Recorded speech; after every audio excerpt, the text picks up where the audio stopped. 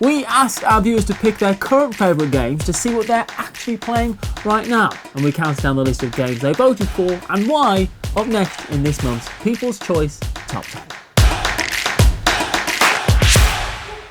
Hello, I'm Matthew, and joining me to co-host this episode is the incomparable Chaz Marler. Hey Matthew, turns out Chaz had a scheduling conflict, so I'm going to be filling in for him instead. I don't actually care. If I'm honest with you, one co-host is pretty much exactly the same as the other. But are you sure you're prepared to co-host? Oh yeah, no worries there. Chaz left me a lot of notes, so I'm all set. Oh, excellent. So that means we can dive right into the game that received the 10th most votes from our viewers this month, Trickerion Legends of Illusion. A competitive Euro-style strategy game in which rival stage illusionists, each with their own strengths and characteristics, compete for fortune and fame in a tournament to obtain the mighty Trickerion Stone, which is fabled to grant supernatural powers to its owner. Chaz wanted me to mention, hey Rodney, remember when I beat you at this game at BGG Spring? Boy, that must have been embarrassing for you. I mean, talk about a humiliating defeat. Matthew, he goes on like this for several pages. Well, what did you expect? Yeah, good point. Maybe we should just move on to see what a viewer had to say about the game. Yeah, good idea. Viewers Sean and Heather were among those who picked the game because it's mind-bendingly heavy, but the theme and art are so immersive that it feels like hardly any time has passed when we finish up a game and realise that 2 or 3 hours has flown by. Looking forward to the new printing of the expansions so we can grab those too. Well, Sean, Heather, while you're waiting for those new printings, another hard-to-find item that's available to grab for a limited time is from our first sponsor, the legendary Red Skull Mastermind promo card from Upper Deck. Oh, that Red Skull, a mastermind most vile, leader of the evil Hydra, and poster child for SPF 50 sunscreen. Can you stop his nefarious schemes? Find out when you receive his exclusive limited-time promo card to your legendary collection when you spend over $39 on any legendary Marvel deck-building game on upperdeckstore.com while supplies last. This clear see-through plexi mastermind card will be an eye-catching and unique card in any legendary setup. Did you know there are now 27 expansions currently available for Marvel Legendary? Like Legendary Realm of Kings, where you command the unearthly powers of the Inhumans, or World War Hulk, with mechanisms that showcase the brilliance of Bruce Banner and the unstoppable brute force of the Hulk. Legendary Noir provides a grim take on the Roaring 20s and Depression 30s, with tangled mysteries, flawed heroes, and morally gray areas. And the most recent expansion, Legendary Messiah Complex, finds the few remaining X-Men in a race against new masterminds and villains to find the child who may be the last hope for mutant kind. The Red Skull Mastermind plexi-promo card is coming soon, so follow the link in this video's description to upperdeckstore.com to find it once it becomes available very soon. The next game making waves with viewers this month is Origins First Builders, in which alien archons visiting ancient Earth influence the construction of buildings and monuments. Each building has a special ability that triggers when it's first added to the city and again later in the game. Players will also need to balance their city construction with climbing the 3 mighty zodiac temples and taking part in an arms race, which would be great, all in an effort to leave the greatest mark on mankind's ancient history. Among the viewers who selected this dice drafting tile placement game this month was Stephen Waffles, who proclaimed, "I knew it was aliens all along!" And yet Stephen did nothing to warn us. Well, except for last summer when he spent 3 months lobbying the bipartisan Congressional Subcommittee on Extraterrestrial Architectural Standards and Practices.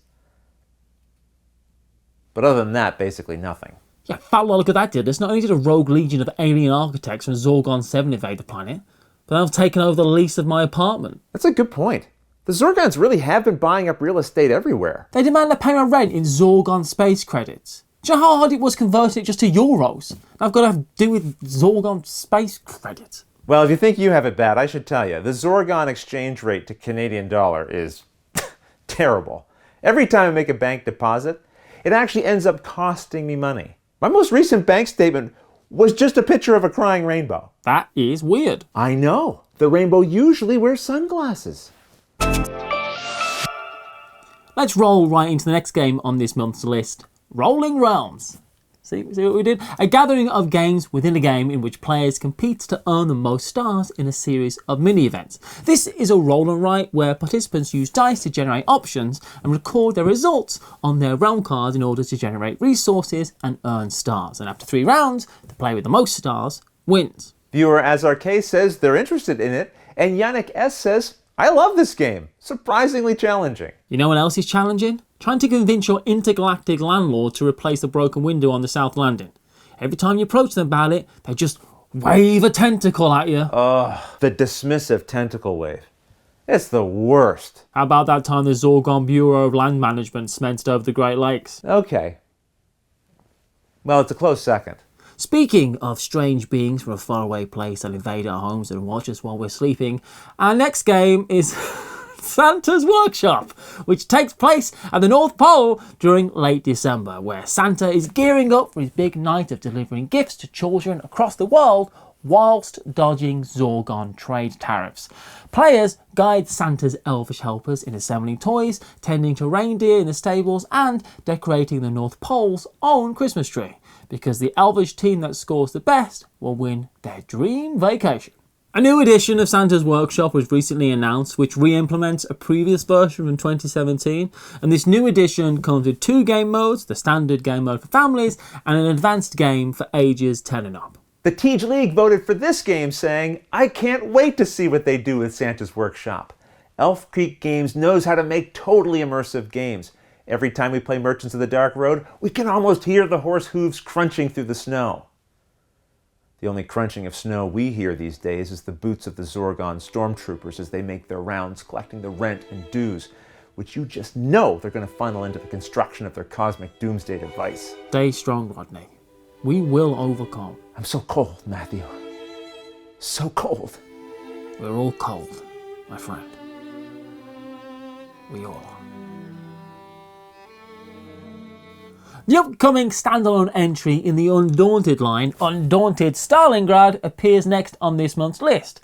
And this is a monumental platoon-level game that expands the series' scope and its challenge beyond anything that's come before. It offers more than 300 unique illustrations by Roland MacDonald and 150 evocative mission briefings written by acclaimed author Robbie McNiven to immerse players in its campaign, which takes place at the heart of the conflict.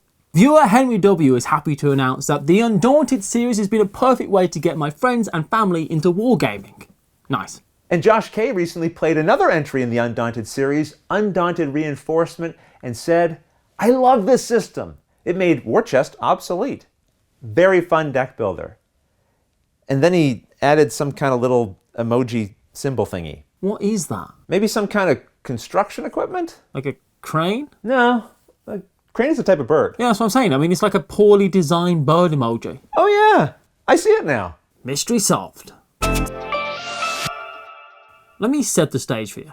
The crew of a deep space exploration vessel awakens prematurely from their hypersleep to discover that the ship has been infested by a hostile alien organism that wants to claim the Earthlings' resources for its own. And no, this isn't recounting the cause of the recent invasion by the Zorgon real estate developers. It's the next game that our viewers voted for this month, Nemesis, a semi-cooperative game of suspense and survival. Not more aliens! It's too soon! It's too soon, Matthew! Are you okay, Rodney? It's too soon! Maybe this will help. Chaz sent me a pre-recorded message about Nemesis. I'll play it so that we can have a little break, you know, while he talks about what this game's about. Greetings! Nemesis returned to many viewers' attention this month, including my own, in part because this game's long-awaited Lockdown standalone expansion has started arriving for those who backed its Kickstarter campaign. Lockdown takes the action to a spooky Trickerion station on Mars, where all manner of antagonistic alien events are about to unfold, and I, for one, cannot wait to puzzle it out and then eventually betray my fellow survivors. Viewer Amanda's vote for this game succinctly encapsulates its experience by saying, spooky space stuff. And Eric N. enjoys surviving aliens in space. Who wouldn't love that?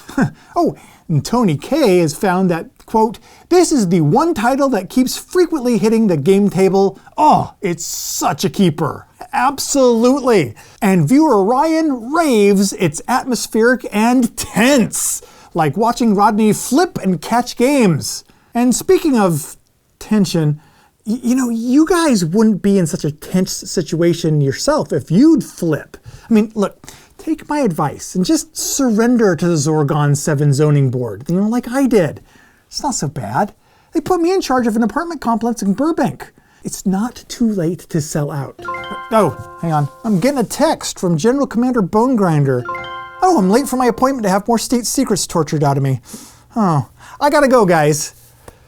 My fingernails are just starting to grow back. You feeling better, Rodney? The Zorgons relocated the funding from my neighborhood because they're considering converting the adjacent empty lot into a Zorgon re-education center. This means now I'd have to complete an extra form just to petition subdividing the lot so I can extend my swimming pool into it. How am I supposed to enjoy sipping maple syrup mimosas next to a pool that's not Olympic-sized? We're living like animals, Matthew. I haven't eaten in 5 days. I guess we all have our burdens to bear. I don't know, Matthew. Maybe I'm just making mountains out of molehills. Hey, like our other sponsor that helped make this episode possible, Mountains Out of Molehills from the Op. Welcome to Mountains Out of Molehills, where moles have travelled from all over or under the land to compete in the annual Mountain Maker Tournament.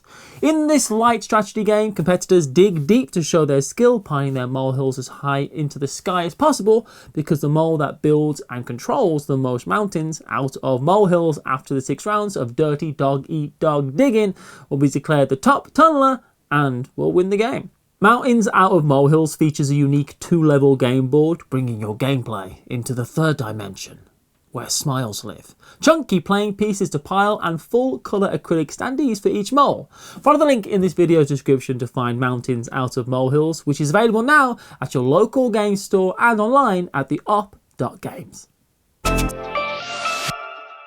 Entering our list at number 4 is Exit the Game, The Lord of the Rings, Shadows over Middle-earth. A game title that works in not only a colon, but 3 hyphens as well. And players will need to put that punctuation to good use as they embark on a crucial mission. Together, players will visit locations from J.R. Tolkien's The Lord of the Rings, solve tricky magic puzzles, and support their companions against Nazgul, orcs, and other dark invaders, whether from the heart of Mordor or from the gaseous planet deep in the Zorgon Nebula, where solid ground is a rare luxury and real estate developers are treated like kings. Regarding this game, viewer Preston E. simply states, yes please. Preston, you sound nearly as excited about the theme as viewer Millen, who loves exit games and says, I'm excited about the theme and I love exit games. Straight to the point. And Scott A adds, Timmy was framed. I have proof. Meet me behind Walgreens at 10 p.m. I'll pass your message along to Chaz if I see him again. When? When I see him again. He's fine. He's fine. He's fine. I'm sure he's fine. Continuing to make waves month after month since the game was first released is the next game on our list, Gloomhaven, a sprawler of a dungeon crawler with a persistent and changing world. Ideally played over several sessions during which players make decisions that determine how the story continues and evolves. This is a game so full of content, so massive, that nobody has ever finished it. Like viewer Jamie H, who says, finished the original and had a great time, highly anticipating Frosthaven's Why you gotta contradict me like that? And coming full circle, we have Jonathan L, who celebrates, after wanting to play this for so long, it's finally in my collection. Yay. Or viewer Ren Divvy, who pondered, it's Gloomhaven. Need I say any more? Well, you could have said what Stephen F said about the game. Insert funny comment here. I'm not sure if it's clear or would be clear that the expectation on me is to say something funny as a retort. So I'm trying to pivot. I'm trying to come up with something funny to say. I would probably try to say something funny in response to that. What could it be? Do you see what I'm saying? Stephen, some things are just better left unsaid. Well, that gives me an idea about how to finally end this segment. What are you thinking? We'll just insert funny comment here.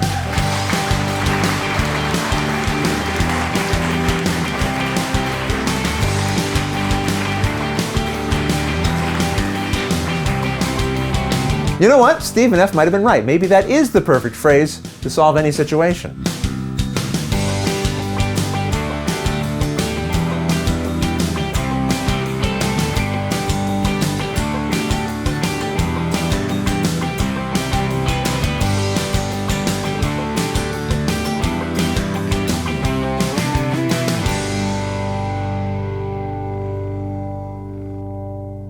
I'm angry about that bit.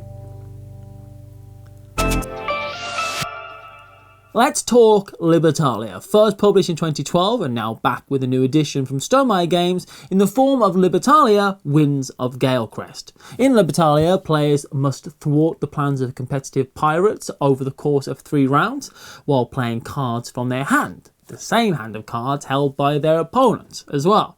And therefore, the winning pirate will be the one who best takes advantage of their powers of their characters at the right time. Otherwise, you'd be outdone by another craftier, cunning competitor. Viewer Vincent V is looking forward to this new edition because he heard good things about the game but could never find a copy. Hope Libertalia Winds of Galecrest is a good re-implementation so I can finally try it. And Rob R. raves, brilliant game. I love the card interaction in this and can't wait to see what Stonemaier do with their new version. I don't love the new art, but I'm hopeful they'll make this great game even better. And Josh K adds, I've always heard about this game, but the previous version just didn't do it for me. I'm excited to see what Stonemaier Publishing can add to this classic game. I'm really excited to see if they added my suggestion of replacing the cards with dice and rolling those dice to try and make sets and runs which each score in different ways. I think you just described Yahtzee. Oh, I mean, I guess most of my designs are just Yahtzee, now that I think about it. Well, small world, eh? Yeah, my dice-driven version of Small World is just Yahtzee. Can't stop? I guess I could stop turning games into Yahtzee if I spent a little more time on my designs, but... No, I was asking you about the game Can't Stop. Oh, no, I haven't accidentally turned Can't Stop into Yahtzee. Well, that's good. No, in my version of Can't Stop, players race around a board instead of up columns, and each space represents a rentable property or utility, and if you roll double 3 times in a row, you go to jail. See, that's Monopoly. No, because in my version of Monopoly, players each roll dice to make sets and runs, which each score... Oh. Which is Yahtzee. I took a loan out to design that game, and I was working on it for 6 months. So... bugger. And the game that received the most viewers' votes this month, with 27 different people picking it, is the foray into frantic fictional fracas, Final Girl. Playing on a famous horror movie trope, Final Girl is a solitaire-only game that puts the player in the shoes of a female protagonist who must kill the slasher if she wants to survive. Final Girl shares some similarities with the game Hostage Negotiator, but it also includes some key differences. For example, there's a board to track character locations, there's multiple characters to play and protect against, killers and locations each have their own specific cards to create a unique experience each time, and everyone who plays the game eventually dies. Well, that can't be true. Yeah, well, prove me wrong. Well, Caitlin C. put it much nicer when she said, I love single-player board games and Final Girl is right up my alley. I'm not so patiently waiting for my copy to arrive in the mail. With viewer Patrick P recommending, turn the lights off, put on some eerie music, and get ready for some classic horror movie tropes. And viewer Rindivi noted, after seeing Paula play and die as Paula on Table for One, I knew I needed this game. After all, if you can confront your own mortality and have fun doing it, you know it's got to be good, right? Right? Speaking of ways of confronting our own mortality, I think I've come up with a way to kind of like solve this entire Zorgon invasion and just return to normal life. Really? Well, what's your plan? It's simple. All we do is insert funny comment here. Of course, the perfect phrase to solve any situation. That's right, we're saved. You've done it again, Matthew. You've done it again. I'm a genius, and for more top board game picks, continue on to this month's On the Radar episode or follow the link in the video's description to our Patreon to find out how to pick the games featured in next month's People's Choice episode. And we'll see you over there.